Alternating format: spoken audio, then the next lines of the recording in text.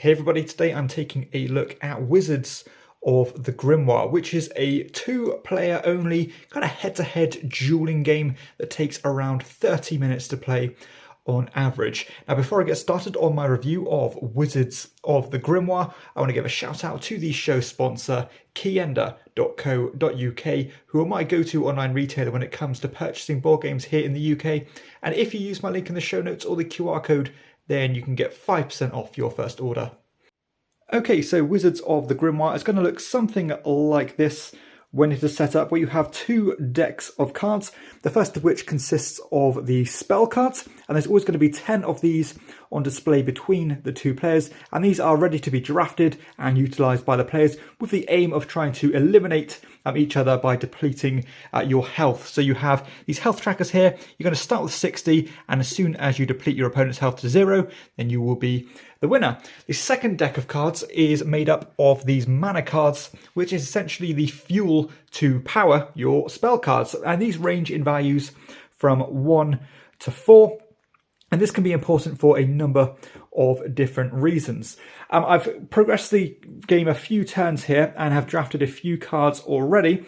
And the turn structure in this game is actually very simple, and it comes with a very useful little turn structure card here.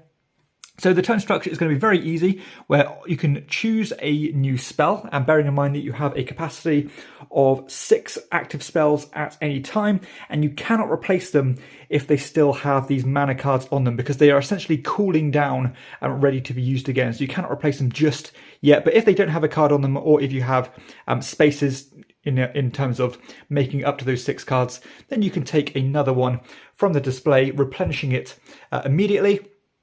After you have chosen to bypass taking a new spell, you have to cool down all of your cards. So let's just say in the last turn, I had these mana cards here. When it comes to this turn now, I will remove the top card off of each of these.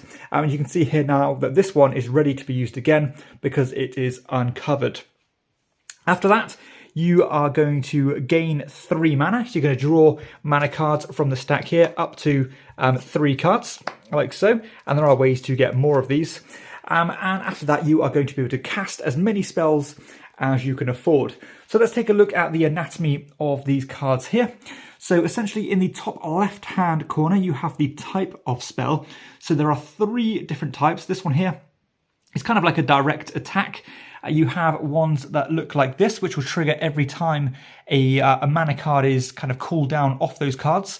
And the final one looks like this, where it's an ongoing effect, where as long as this spell is active and being cast, then its power is going to be in play. And after you have casted all your spells, or all the spells you've wanted to, then you have the option to do what's called a basic attack, where you can choose to cash in any of these mana cards straight up face value. So if I wanted to cash this 4 in, I could attack my opponent for 4 damage.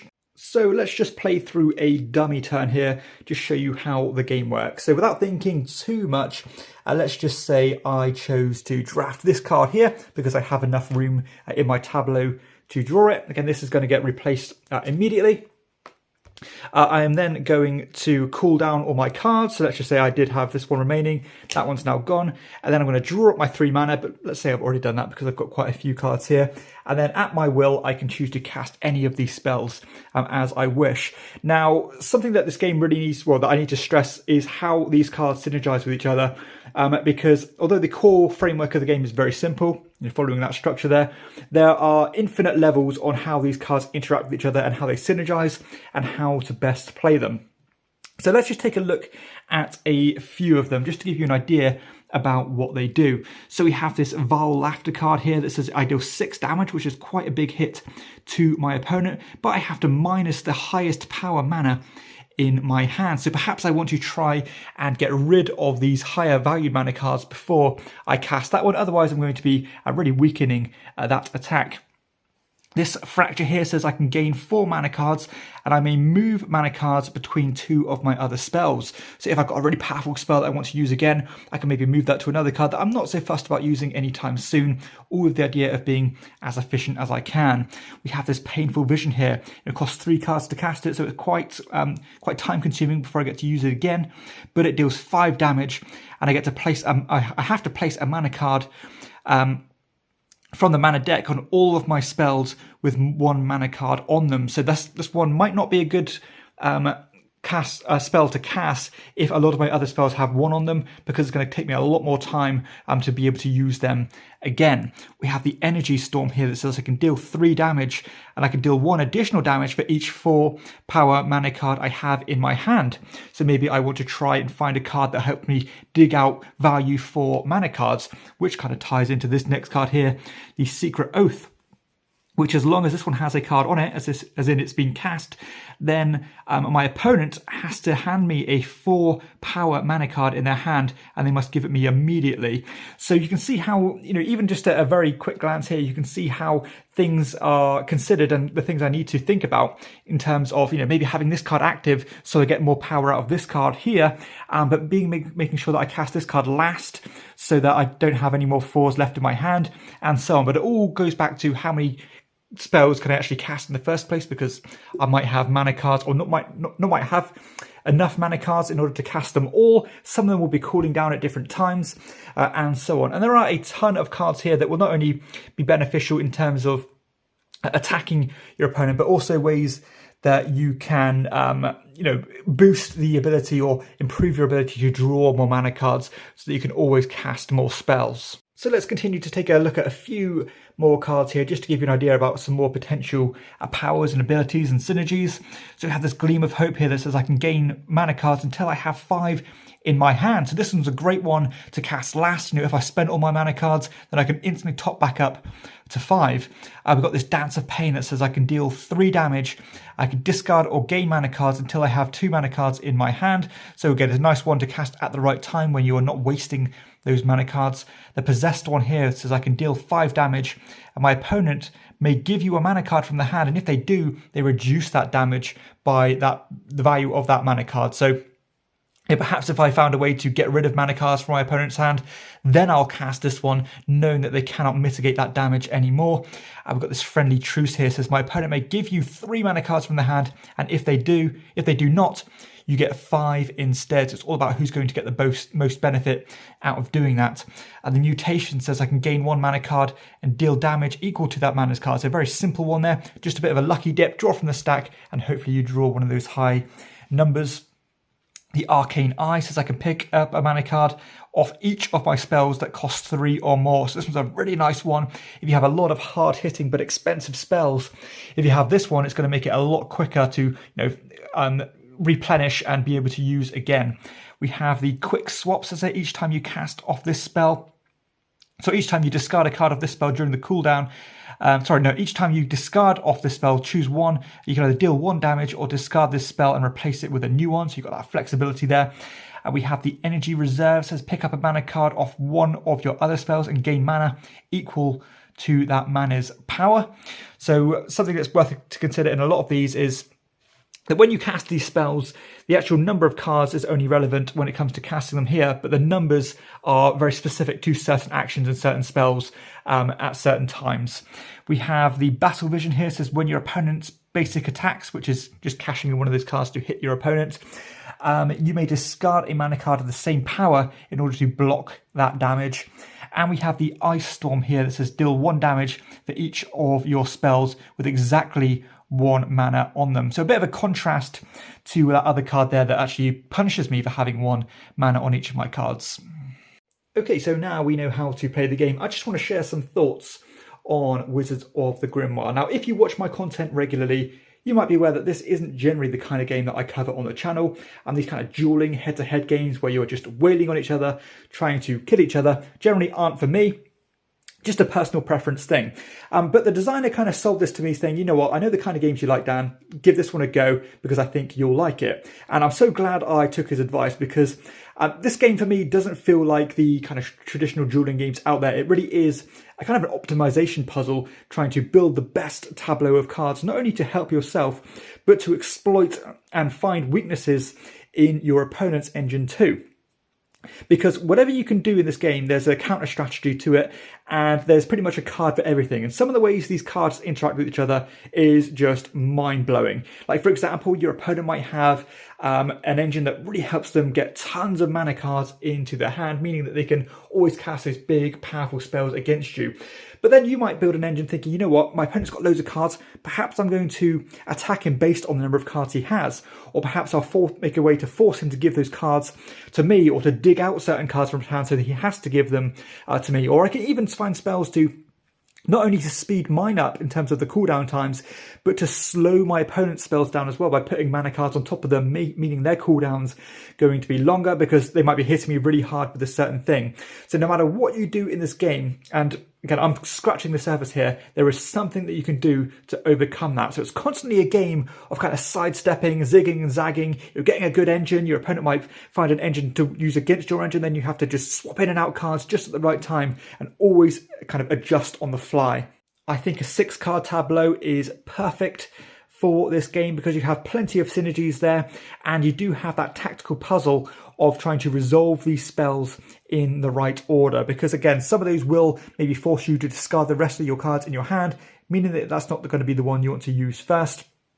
And of course, you have to consider what is still cooling down from the last time. Maybe your opponent has a way to force cards out of your hand into theirs. Therefore, you might want to make sure at the end of your turn, you've got nothing left in your hand for them to take. And it's nice that you can just adjust on the fly. And perhaps there's not a card that you need anymore. You can just replenish it from one in the middle and just have a slight different tweak on what you've built here. I love this simple turn structure. There's certainly no rules ambiguities here. Before you know it, you've got that turn structure down. You're not even going to have to use the rules reference anymore. Just draw a card if you want to, do your cooldowns, draw your mana cards up, and then cast your spells. So I love the way that the user interface of the game, the actual rules overhead is next to nothing here. The game gets out of your way and just lets you sink your teeth into the card synergies. Now, that being said, I do feel like there is a fair amount of kind of front loading in this game because, all these cards have relatively heavy text on them. There's not loads, but you do have to take your time and read through all of them. And of course, if people are taking spells, they're constantly getting replenished, and it can be a little bit overwhelming at times. So I generally don't play games like this, so this is maybe a bit of an anomaly for me because I usually use Eurogame symbology and stuff like that.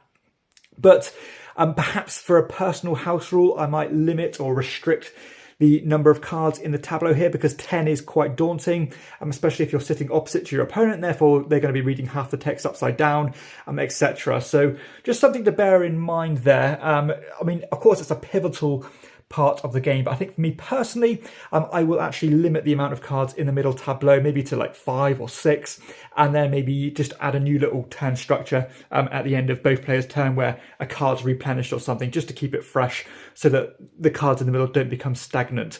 And that's something that I have kind of noticed before when I have played this. There might not be anything in the middle that anybody really wants, and there is no inbuilt mechanism of the game to just passively refresh and replenish cards in the middle. So that actually has to happen by taking cards. So just something to bear in mind there. It's a very, very minor nitpick, and it's not been an issue.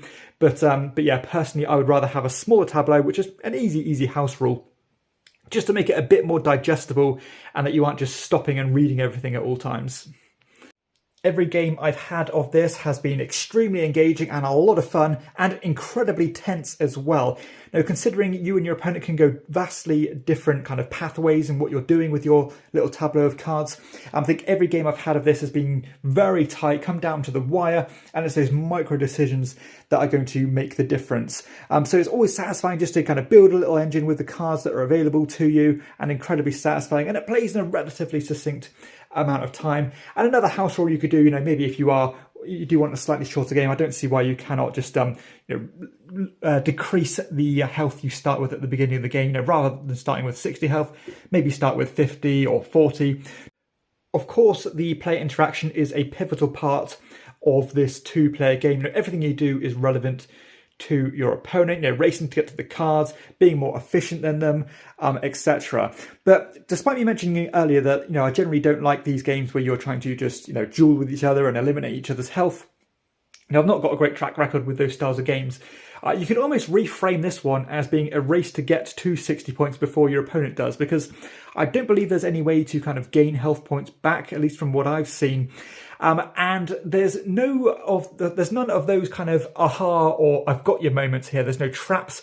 It's all pretty transparent here. You can see what everything can do. You know what your opponent's capable of. And it becomes a bit more visceral, and the best player is going to win at this game. You know, there's nothing you can do to trick your opponent and make them feel disgruntled by having some MasterCard that you've paid a fortune for. You know, the best player is going to win here. And it's all about trying to optimize the use of that 6-card engine. And that kind of gameplay feels much more rewarding and satisfying for me. The production here is of a very high quality. You know, the card stock is amazing. You know, nice, thick, chunky cards here. And the artwork is generally good. You know, some of them look a little bit out of place as you know, you have these fancy characters with normal glasses from Specsavers. The text is generally really good, nice and clearly worded. I've not had any kind of confusion in terms of what they mean. So yeah, I'm actually very happy with the production. It's just, you know, 2 decks of cards that fit very nicely in this kind of a magnetized class box here. So really nice little succinct package, a self-contained game where you don't actually need to add anything more to it to have a complete game here.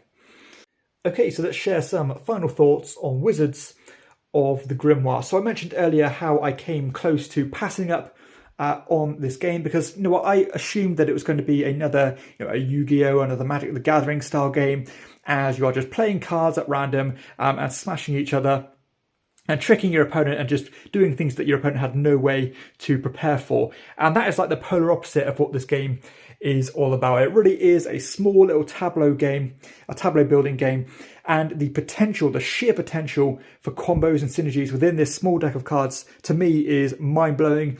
And to be honest, a stroke of genius. This is without a doubt the best game of its genre that I've ever played. You know, I've played quite a few of these games despite them not being my cup of tea. You know, I have played the Yu-Gi-Ohs, I've played the Magic the Gatherings, I've played games like, you know, Marvel Systems games and stuff like that, and I've liked some of them, I have, but I always found like, yeah, they're always a bit too gamey for me, and there's always something that, you know, disgruntles one player because there's no way that you could prepare for it. This one, the best player will win every time. It's so interesting just tactically playing these cards in the right order, knowing when to chop and change when things aren't working. And it's just, yeah, absolutely an absolute joy to play, and without a doubt, probably the biggest surprise of the year that I've played so far. And I'd be surprised if that's not the case by the end of the year. So it goes to show that you cannot always judge a book by its cover. And this is just a fantastic 2-player game. You know, if you do like dueling games, then you're going to love this one. And even if you don't like dueling games, I think you would still have a lot of enjoyment from this. And I would not pass up on it. You know, if you like games like Res Arcana, then I can pretty much say with confidence that you will like this one. And I actually prefer this to Res Arcana by quite a huge degree. And I know that game is popular. So seriously, this is a huge surprise, pleasantly for me.